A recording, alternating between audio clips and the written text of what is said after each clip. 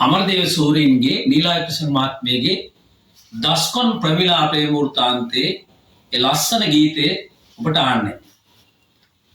ඇත්තටම දස්කොන් අධිකාරම් ප්‍රමිලාවිසයගේ උපන් ලපේ දැක්කා.